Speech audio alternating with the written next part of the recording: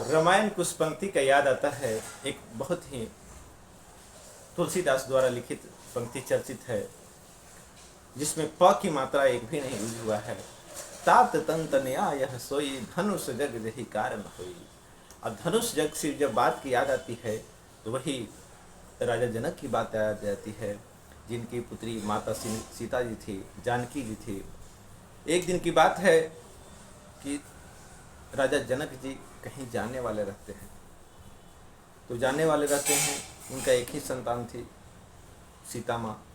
हम लोग सबको जानकी माँ कहते हैं, सीता माँ कहते हैं, ठीक है। जानकी माँ को कहते हैं कि बेटा इधर आओ, बिटिया इधर आओ, हम कोई काम से बाहर जाने वाले हैं। तुम मेरा सब काम को देखभाल बहुत अच्छे से करती हो, लेकिन एक काम तुम्हें और जिम्मेवारी के साथ सौंप रहे हैं। बिटिया कहती है क्या है जिम्मेवारी पिताजी, बताइए, हम भली भांति करेंगे। आप कह के तो जाइए, हम ऐसा नहीं हो कि नहीं करेंगे, आप वचन आप तो कहिए तो।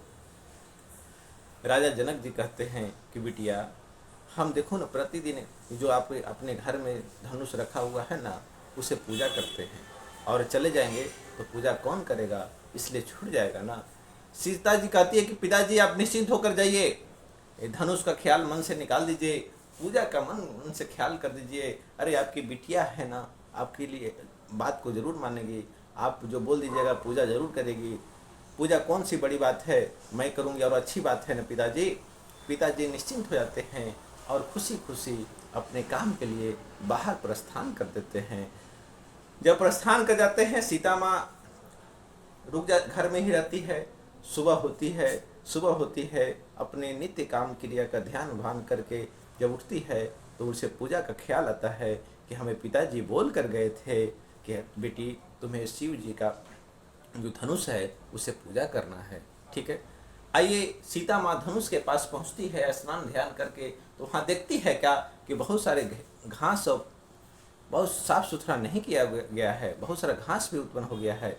सीता माँ सोचती है कि पिताजी पता न कैसे डेली पूजा करते थे, आज देखिए यहाँ पर घास है, आज हमें जब पूजा करने का अवसर मिला है तो बढ़िया से पूजा क्यों नहीं करें। जानते हैं दोस्त, सीता माँ वहाँ जाती है और धनुष को उठा करके कहीं साइड में रख देती है, कोई दूसरी जगह पर रख देती है, और बहुत साफ सुथरा करके पूजा पाठ करती है। और पूजा पाठ करती है, खुशी खुशी करती है, मन प्रसन्न होता है सीता माँ जानकी माँ का। भगवान शिव भी प्रसन्न होते हैं, क्या देखिए मेरा कैसा भक्त आया है जो हमें उठा करके साफ सुथरा से पूजा कर रहा है।